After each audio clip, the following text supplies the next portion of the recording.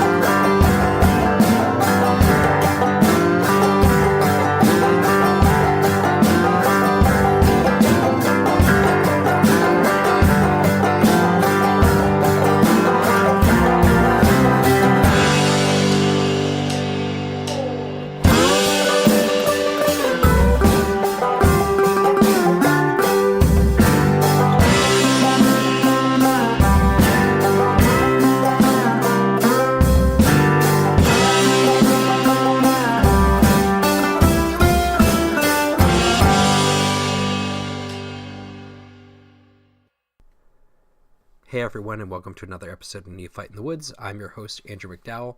Sorry for the layoff last week unexpectedly. We had some life issues involving dishwashers flooding. It was delightful. But I'm back at it now. Today's going to be one of those solo episodes where you hear me talk to myself. Today we're going to focus on my turkey hunt last week. That was a great learning experience, and I had a lot of fun at. And I'm going to review a couple pieces of turkey hunting kit. Specifically, I'm going to talk about Sentinel Decoys turkey decoys. They have a Jake decoy and some feeding hen decoys that I think are really neat. And I certainly thought that they were great. And I'm going to talk about the ALPS outdoor turkey vest that I got through Average Hunter's Spring St. Jude's raffle. I think I'm going to start with the gear reviews because it's a little bit more foremost on my mind and I need a little bit of time to reconstruct my thoughts about the turkey hunt. So I'm going to start with the Sentinel Decoys, turkey decoys. Sentinel, you might know, makes really pretty cool decoys that appear to be 3D and appear to always be facing the right direction regardless of where you stand. They're in three, I guess you could say, panels. They're kind of if you looked at the top of one of those self-righting targets that you throw out on the range, it's three triangles, and they're all painted identically / similar enough that regardless of how you approach it, from the left, from the right, from the front, from the back, you're always getting the same type of view, and that's intended to put an optimal front towards whatever you're targeting. The deer decoys have a deer face painted on them, so no matter which way the buck or the doe is coming at them from, it looks like it should, which is, I think, pretty cool and, to my knowledge, entirely unique. I've never seen another approach like this for decoys. And I gotta say, I was honestly a little bit skeptical at first. You wouldn't think that they'd look real when you get them and they're flat packed and they come in a 3 foot tall flat cardboard box, and you take them out and they still look flat, and you fold them out and you go, is this really going to work? And I gotta say, I was sitting out in the woods in western Massachusetts, and I would be calling and look down, close my eyes, kind of hang out there, and I'd open my eyes, and every single time I'd jump and go, oh my God, there's a turkey there. They really work. Like, even knowing that they're decoys from 50, 60 yards away, even closer out down into the 20s, they just look real, and it's really surprising. So I think that that's a real winner of a product. I would strongly recommend, if you're looking for something different, something easier to transport, I think it's a great option. In terms of things that I think I struggled with a little bit, they tend to wiggle a little bit more in the wind just because of their construction, and they're pretty light. There's really no way around that. If you're hunting early turkey season up here in Massachusetts, you're going to deal with rain, you're going to deal with snow. And that, I don't know that it takes away from the presentation, but I was certainly sitting there a couple of times going, oh, don't blow over, don't blow over, don't blow over, when the wind was gusting a little bit more. But that's just me. Maybe I was not pushing them onto their little stakes hard enough. I'm planning on taking them out in a couple of weeks. When I go out next, I'll be taking a newer hunter. I can't say that. A newer Northeast hunter. He hunted down in Georgia. Be taking him out in a few weeks, and we're going to bring the decoys and try to call in a couple of birds. We'll see. I have my fingers crossed for that. Next up, I'm going to talk about the ALPS OutdoorZ Long Spur Turkey Vest. This is, again, as I said before, the product that I got from the Average Hunter auction earlier this year. I was really excited about it. I have a Cabela Tactical Tatter 2 vest. You enter it like you would a set of body armor. It's got a front plate, a back plate, and a built-in seat. It's a cool piece of gear. It fits me. I'm going to say girth enhanced around my middle. It fits me pretty well. Not everything I could desire. The way it's set up makes it a little bit hard to get to some of the side pouches. So I was looking for something a little bit lighter, a little bit more flexible. And when I saw the ALPS OutdoorZ Long Spur vest in the Average Hunter auction this year, I knew it was something that I needed to try. The vest is set up a little bit more like old school web gear, if you will. It's got straps that go over your shoulder. It's got a lumbar belt that goes around your waist, and it buckles in the front. If you think about the web gear that they wore in World War II and Korea and Vietnam, it's set up something like that, which is functional. It definitely works. What I like about it is that it's also modular. In addition to being easy to put on, it keeps the gear that you're going to need the most often in arm's reach. It's got circular pockets for pot calls. It's got a built-in locking plastic case on your left shoulder for a series of mouth calls. I kept 3 in there. You could probably, if you really wanted to jam a few more in. I only own 4 or 5, so I just put the 3 that worked best for me. It's got 2 long pockets on the straps that kind of go over your nipples. One of them I kept a box call in for ease of access. The other one I kept my water bottle in, so it was easy to get to and easy to reach. That worked really well for me. There's pouches on the side where you could put shells, where I stuck some snacks that were easy to get to. On the other side, I put a couple of extra shotgun shells. There's also a lumbar pack that goes on the lumbar strap. That's a little bit less useful to me. I'm definitely going to keep it on there because it's big enough for me to shove a book and some jerky and some larger snacks and some larger items that I need to get to infrequently but still useful. That's where I keep that stuff. It's just a little bit hard to get around back, unzip it, figure out what you need in there, and by feel, and then pull it back out. So that, in my opinion, leaves something to be desired. It's optional. Like I said, that's where I'm going to put things that I need a little bit less. It's also got a place to clip your thermocell, like a lot of us run in once the weather starts warming up. So that's pretty handy as well. It does not have a built-in cushion. I think that this is meant to be a little bit lighter weight, a little bit more run and gun style, whereas some of the other tricky vests will have a built-in pad. So it's definitely, if you're like me and your ass gets tired really quickly, might not be the best choice for you unless you also carry a separate cushion or a chair. It does have a kind of a fold-out game pouch, so if you did shoot a bird and you wanted your hands free, you could shove it in there. I think I could also put like a hot seat or something to sit on in there, take it with me, pull it out when I'm about to sit down. not ideal, especially if you're trying to move quickly and quietly and get set up and be all set there. But it's an option. I haven't quite figured it out. I will sometimes take in like a three-legged chair, a camp chair that I got from Cabela's for $20 a few years ago. If I'm running like that, I might take that just for sheer comfort's sake. If I know I'm going to be out from 3:30 in the morning until noon, I'll take that. And I think that that's pretty much the plan for this vest. Like I said, I'm taking my buddy out in a couple of weeks. Actually, we're going out the close of the season, so the turkeys should be really used to people calling to them. So, but we'll see. Hope for springs eternal. I think my plan is to give him one vest or the other and let him choose. He can take the chair and sit in the chair, or he can have the vest and leave it up to him. Both pieces of gear, again, is something I really recommend. I'll put links to the places where you can buy them in both places. I am not endorsed or receive any financial support from these individuals.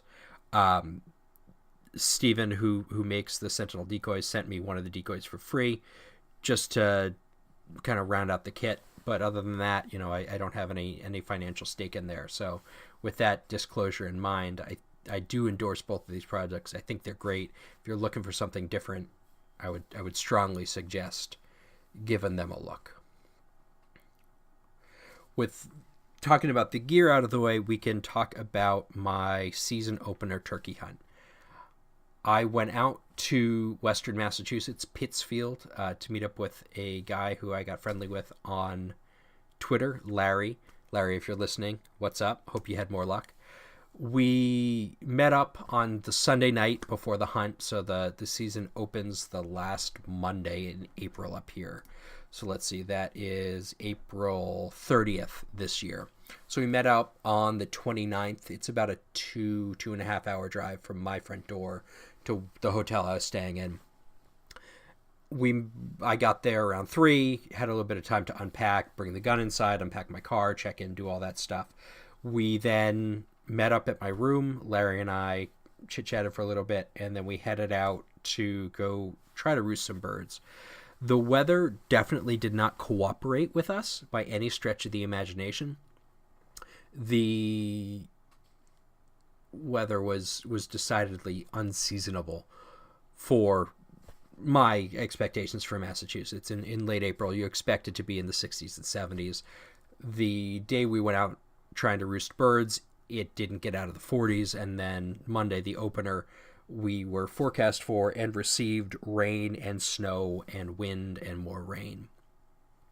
That notwithstanding, we went out to where Larry had seen some birds previously, poked around there a little bit, trying to see if we could find anything. We weren't able to nail anything down. Drove around to a couple other spots, really didn't see much. However, Larry had seen birds here and had encountered birds here and had shot birds at the place we ended up going previously, so that was the decision. We didn't see any other cars scouting it the night before, so we were feeling pretty good about us being able to sneak in and basically have a pretty large chunk of the forest we were hunting to ourselves. Went home, or back to the hotel room, went out to dinner, had a beer, came back after dinner, put on my PJs, called my wife, said goodnight, fell asleep. Woke up, turkey hunting o'clock, about 3 o'clock in the morning, got ready. Larry and I met at a McDonald's about 2 minutes from the hotel where I was staying, grabbed some breakfast, and headed to our spots. All the way, we were kind of having our fingers crossed, going, please don't let anybody be there, please don't let anybody be there, like you do when you're going to hunt public land like we were. And nobody was there. It was great. We pulled in, got to the spot where we knew we wanted to park, forded a small stream, walked across. I set up my decoys. Larry headed up the mountain a little bit to find another spot, sat down, nice and quiet, and started calling. The whole time I was sitting there calling, there were gobblers sounding off all over the place, all around me. There was at least 3 within pretty close hearing distance. And that was great. I I've often struggled to find gobblers and get close enough to hear them in the little pocket woods that I hunt, because there's a lot of yards and it does get a lot of pressure. So it was exciting for me to even hear them gobbling. Sat there for a little while, sun came up. I actually had a turkey fly directly over my head into the field. I think it was a hen, or at least I'm going to tell myself it was a hen, because it wouldn't turn and look at me or come close to my call. So it just kind of pimped away across the field and kind of rooted around in the bushes. Larry, unbeknownst to me, had gone in, sat down, and had dropped his stuff and was about to go set out his decoys when a tom worked his way around along the ridge and spotted him and moved off. Actually moved off in my directions, but turkey's not following anything even approaching a plan. Didn't come and say hello, much to my disappointment. We continued to sit there, called every 15 minutes, just trying to get turkeys down and show an interest in us. And they were definitely moving around. I don't know if they got henned up before they made it to me or what happened, but eventually, unfortunately for us, some road hunters came along in their trucks and blew out the whole field with owl calls, which is fine. You know, it was great to hear the turkeys hammer back. That was really neat. However, they must have seen our car. They must have known that we were in the area. They kept hitting the owl calls, eventually to the point where the turkeys shut up. And then, you know, they would occasionally make turkey noises, but that all stopped in its entirety by about 7 o'clock, when the hunters decided to waltz their way across the field and completely blow out the area and start gobbling at, 8, 9 in the morning, which is, in my considered opinion, really not the type of thing that you want to do if you're going to be an ethical, fair, respectful hunter. The trucks had to have seen ours. They had to have driven by them. They had to have known that we were there. I mean, it wasn't like we were super stealth ninjas. You know, the truck was white. It was in the, just off the road. So that was a little bit frustrating. I do feel like it was a great trip. I definitely enjoyed my time in the woods, as I always do. Were the conditions not great? Yeah, but turkeys will go out in the rain too. So that was, it was a challenge. I definitely don't think I had enough kit. I was warm enough the whole time. I had fleece lined pants. I had a technical base layer. I had my polar weight core base layer from Cabela's, a couple of shirts, my waterproof sweatshirt. I think my biggest failing was in the glove department. I wore the flight gloves that I would normally wear out early season deer hunting or working in the woods, getting ready for the season, or in a late season turkey hunt. They were great until they got soaked. And when they got soaked, they just turned into crap. They were just less than useless. I brought hand warmers with me, which was a great decision, and it definitely let me stay out longer than I would have otherwise. I had one. The other one, unbeknownst to me, was sitting in my left pocket. I just couldn't find it. And I definitely found that if I kind of tucked myself in and had the hand warmer, it was almost bearable with my hands. I'm the type of guy where if my feet get cold, I'm like done immediately.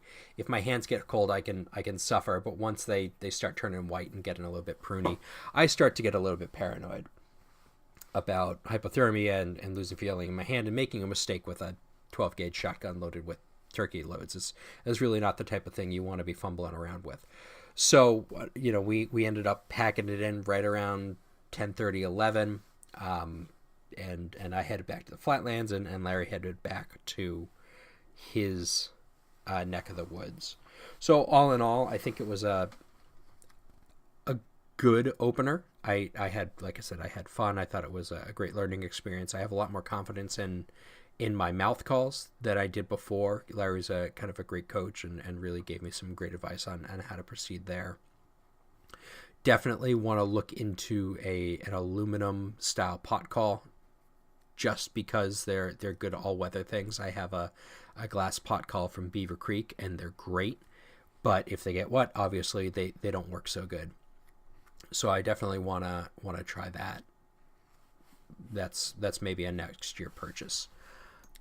So yeah, what's next for me is probably a public land hunt in the next couple of weeks. I'm going to hit a local wildlife management area that I don't think gets a ton of hunting pressure. It's in kind of a weird spot, and parking is a little bit hard to access. Then I'm going to have a private land hunt on my usual stretch of land. Not going to hit it too hard. I'll probably go in after they're out of the trees and walk around if the day's nice.